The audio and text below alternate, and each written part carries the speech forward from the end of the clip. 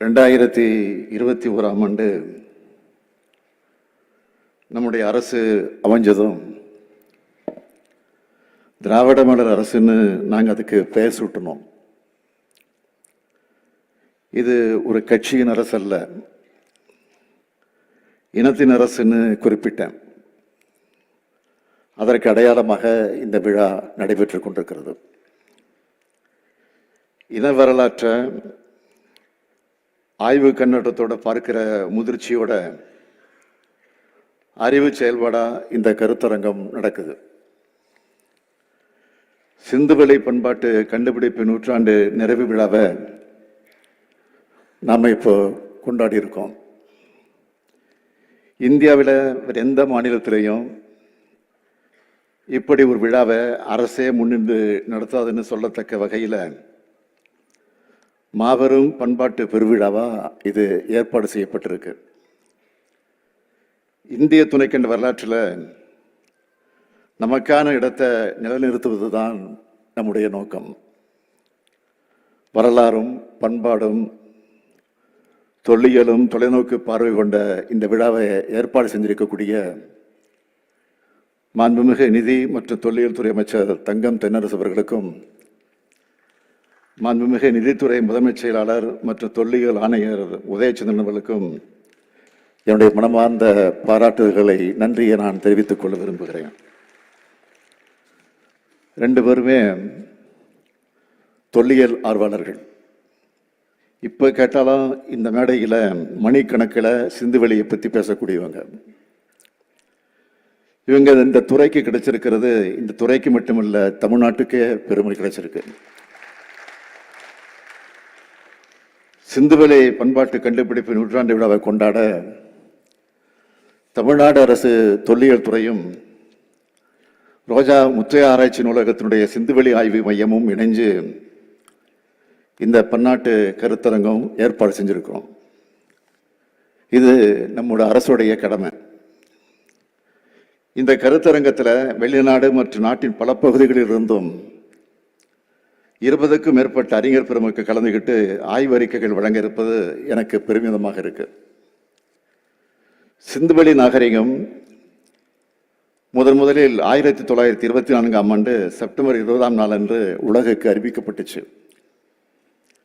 தி illustrated London news என்ற இதழில் இந்திய தொல்லியல் துறை director general sir John Marshall அதை அறிவித்தார். இது இந்திய துணைக்கண்ட வரலாற்றில் ஒரு திருப்பு முனையை உண்டாக்கி நம்ம கடந்த காலத்தை பற்றின புரிதலை மாற்றி அமைச்சது. ஆரியமும் சமஸ்கிருதமும் தான் இந்தியாவின் மூலம்னு கற்பனைய வரலாறா அதுக்கு முடனும் பலரும் சொல்லிக்கிட்டு வந்தாங்க. அதை மாற்றினது ஜான் மார்ஷல் அவருடைய ஆய்வுகள் தான். சிந்துவெளி நாகரிகம் ஆரியத்திற்கு முற்பட்டது, அங்கே பேசப்பட்டது திராவிட மொழியா இருக்கலாம்னு அவர் நூற்றாண்டுகளுக்கு முன்ன சொன்ன குரல் இன்னைக்கு வலுப்பெற்றிருக்கு. என்னதான் அங்கே இல்லைன்னு கேட்குற அளவுக்கு நன்கு கட்டமைக்கப்பட்ட வளர்ச்சி பெற்ற ஒரு நாகரிகம் சிந்துவெளியில் இருந்ததை அங்கே கண்டெடுக்கப்பட்ட பல்வேறு அடையாளங்கள் காட்டுது. சிந்துவெளியில் காளைகள் தான் இருந்துச்சு, இது திராவிட சின்னம். சிந்துவெளியில் இருந்து இன்றைய அலங்காநல்லூர் வரை காளைகள் இருக்கு. பழந்தமிழ் இலக்கியங்களில் ஏறு தழுவுதல் நிகழ்ந்ததற்கான சான்றுகள் இருக்கு. காளையை தழுவிய அடக்கிறதுனால கொள்ளேறு தழுவுதல்னு வருது. சிந்துவெளி நாகரிகம் சார்ந்த ஒரு முத்திரையில் காளை உருவமும் அதை அடக்க முயலும் வீரரை அந்த காளை தூக்கி வீசுறதும் இருக்கு. அப்படியே இன்னொரு பக்கம் பார்த்தோம்னா குதிரை முத்திரை சிந்துவெளியில் இல்லை. வேத இலக்கியங்களில் பெருநகரங்களும் இல்லை, தாய் தெய்வ வழிபாடும் இல்லை. ஆனால் இந்த ரெண்டும் சிந்துவெளியில் இருக்கு, கீழடியிலும் இருக்கு. இதையெல்லாம் வச்சுதான் சங்ககால தமிழர்களின் மூதாதையர் இருந்த இடம்தான் சிந்துவெளின்னு நிறுவப்பட்டிருக்கு. சிந்துவெளி பற்றி ஜான் மார்ஷல் அவர்கள் தன்னுடைய கண்டுபிடிப்பை வெளியிட்டதுமே தந்தை பெரியார் அவர்கள் தன்னுடைய விடுதலை நாளிதழில் அதை பற்றி கட்டுரைகளை வெளியிட்டிருக்கிறார், பேசியும் இருக்கிறார்.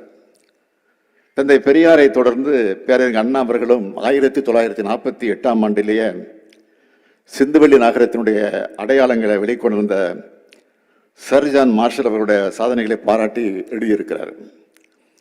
2010ஆம் ஆண்டு கோவை தமிழ் செம்மொழி மாநாட்டை வெற்றிகரமாக நடத்தின முத்தமிழறிஞர் கலைஞர் அவர்கள் செம்மொழி மாநாட்டு இலச்சினையில் குமரி வள்ளுவர் சில பிறப்புக்கும் எல்லா உயிருக்கும் என்ற குரல் வரியோடு சேர்த்து சிந்துவெளி முத்திரையும் பதிவிட்டார். அந்த மாநாட்டில் புகழ்பெற்ற அறிஞர்களான அஸ்கோ பர்பலோ, ஐராவத மகாதேவன், ஆர் பாலகிருஷ்ணன் உள்ளிட்டோர் சிந்துவெளி பண்பாட்டையும் தமிழ் பண்பாட்டையும் ஒருங்கிணைச்சு முக்கியத்துவம் வாய்ந்த ஆராய்ச்சி கட்டுரைகளை வாசித்தாங்க. அந்த மரபின் வழிவந்த நம்ம திராவிட மாடல் அரசு சார்பில் இப்போ சிந்துவெளி பண்பாட்டு கண்டுபிடிப்பு நூற்றாண்டு நினைவு பன்னாட்டு கருத்தரங்க நடத்துகிறோம். சிந்துவெளி வரி வடிவங்களும் தமிழ்நாட்டு குறியீடுகளும் ஒரு வடிவியல் ஆய்வு என்ற நூலையும் இங்கே வெளியிட்டிருக்கிறேன். இதுக்கெல்லாம் முத்தாய்ப்பாக ஜான் மார்ஷல் அவர்களின் சிலைக்கு அடிக்கல் நாட்டியிருக்கிறேன். சிந்துவெளி பண்பாட்டை கண்டுபிடிச்சது மூலமாக நம்ம வரலாற்றையும் பெருமையும் மீட்டவர் ஜான் மார்ஷல். அவரை சிறப்பிக்கிறது தமிழ்நாடு அரசுக்கு பெருமை. சிந்துவெளி பண்பாடை பேசுகிற வரைக்கும் ஜான் மார்ஷல் அவர்களுக்கு சிலை வச்சது திராவிட மாடல் அரசு என்ற பெருமையும் நிலைக்கும். சிவகங்கை மாவட்டம் கீழடியில் தற்போது நடைபெற்று வரும் அகழ்வாராய்ச்சி உலக அளவில் எல்லோருடைய கவனத்தையும் கவர்ந்திருக்கிறது. தமிழ்நாடு தொல்லியல் துறையால் இப்போ மேற்கொள்ளப்பட்டு வரக்கூடிய அகழ்வாய்வுகள் ஆதிச்சநல்லூர் அருகே சிவகலை ஆய்வு மூலம் தன்புரணைன்னு அழைக்கப்பட்ட தாமிரபரணி ஆற்றங்கரை நாகரிகம் 3600 ஆண்டுகளுக்கு முற்பட்டதுன்னு அறிவியல் வழிபட்ட ஆய்வுகள் அடிப்படையில் உறுதி செஞ்சிருக்கிறோம். கீழடி அருங்காட்சியகம் போலவே பொருணையிலும் ஒரு அருங்காட்சியகம் உருவாக்கப்பட்டு வருது. 8 இடங்களில் அகழ்வாராய்ச்சி நடைபெற்று வருது. நம்ம அகழ்வாய்வு முடிவுகள் பெரும் உற்சாகத்தை தரதா அமைஞ்சிருக்கு. குறிப்பாக மண்பாண்டங்களில் காணப்படும் குறியீடுகளில் சிந்துவெளி எழுத்துக்களோட ஒப்பீட்டளவில் ஒற்றுமைகளை காணப்படுகிற இந்த மேடையில் வெளியிடப்பட்ட ஆய்வு நூல் விரிவாக விளக்குது. சிந்துவெளி நகரத்தில் வணிக நோக்கத்துக்காக பயன்படுத்தப்பட்ட முத்திரைகள் இடம்பெற்றிருக்கக்கூடிய குறியீடுகளையும் தமிழ்நாட்டில் அகழ்வாய்வுகளை கிடைக்கிற குறியீடுகளையும் ஒப்பிட்டு பார்க்கும்போது 60 விழுக்காடு குறியீடுகள் ஒரே தன்மையிலான குறியீடுகளாக காணப்படுகிறது.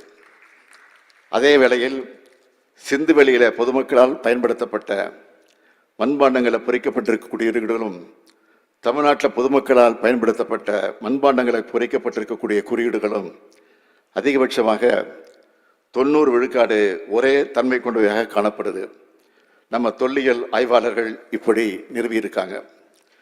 சிந்துவெளியில் கிடைச்ச சூது பவளம், அகேட், நீலப்பளிங்கு கற்கள் ஆகியவற்றால் செய்யப்பட்ட கல்முனைகள், உயர் வெண்கல பொருட்கள் மற்றும் கருப்பு சிவப்பு மண்கலங்கள், நீத்தாரை புதைக்கும் வழக்கம் போன்ற பண்பாட்டு கூறுகளோட எச்சங்கள் தென்னிந்தியாவுக்கும் சிந்துவெளி நாகரிகத்துக்கும் இடையேயான பண்பாட்டு தொடர்ச்சியை உறுதி செய்யுது.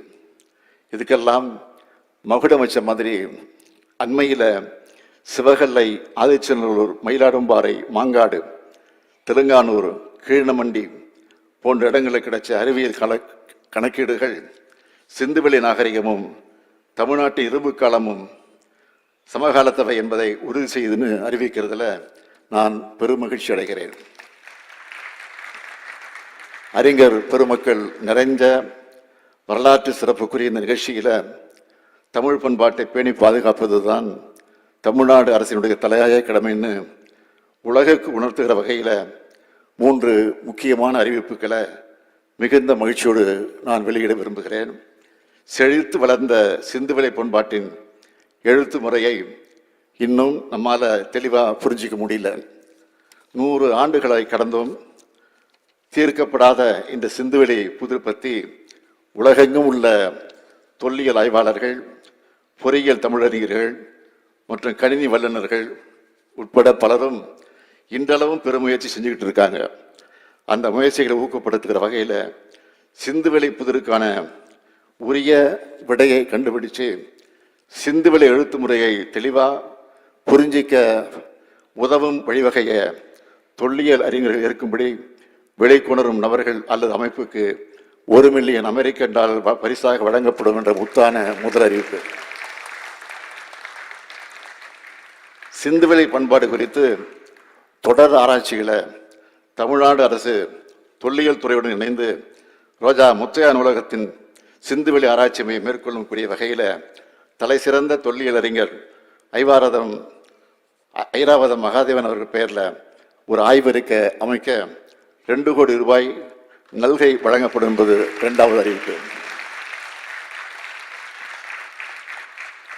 தமிழ் பண்பாட்டின் தொன்மையை உலகமே தெரிஞ்சுக்கணும்னு ஓயாமல் உழைக்கிற தலை சிறந்த தொல்லியல் அறிஞர்கள் மட்டுமின்றி கல்வெட்டியல் ஆய்வாளர்கள், நாணயவியல் வல்லுநர்கள் ஆகியோரையும் ஊக்கப்படுத்தும் விதமாக ஆண்டுதோறும் 2 அறிஞர்களுக்கு விருதுகள் வழங்கப்படும். இது 3வது அறிவிப்பு. இந்த 3 அறிவிப்புகளும் இந்த துறை ஆய்வுகளுக்கு வேகத்தையும் ஊக்கத்தையும் கொடுக்கும்னு நான் நம்புகிறேன். சிந்துவெளி முதல் கீழடி வரை தமிழத்தின் பெருமை நிரம்பி இருக்கு. பாவாணர், ராசமாணிக்கனார், கேத்த திருநாவுக்கரசு போன்ற மாபெரும் அறிஞர்கள்லாம் இது குறித்து எழுதியிருக்காங்க. சிந்து முதல் வைகை வரை நூலை நம்ம பாலகிருஷ்ணன் அவர்கள் எழுதியிருக்கிறாரு. டோனி ஜோசப் அவர்கள் மரபணு மானிடவியல் சார்ந்த ஆய்வுகள் வச்சு நிறைய எழுதிட்டு வராரு. இன்னும் ஏராளமான ஆய்வுகளும் கண்டுபிடிப்புகளும் வந்துகிட்டு இருக்கு. அறிவியல் முறைப்படி சான்றுகள் அடிப்படையில் தமிழ் சமூகத்தின் தொன்மையை அறிவுலகம் இப்போ ஏற்றுக்கொள்ள தொடங்கி இருக்கு. இந்திய துணைக்கண்டத்தின் வரலாற்றை தமிழை தவிர்த்துவிட்டு இனி எழுத முடியாது என்பதை நாம் உறக்கச் சொல்வோம். ஜான் மார்ஷல் அவர்கள் கண்டுபிடிப்பின் நூற்றாண்டில் அவருக்கு நாம் நன்றியை உரித்தாக்கி அவர் விட்ட பணியை நாம் தொடர்வோம். நன்றி, வணக்கம்.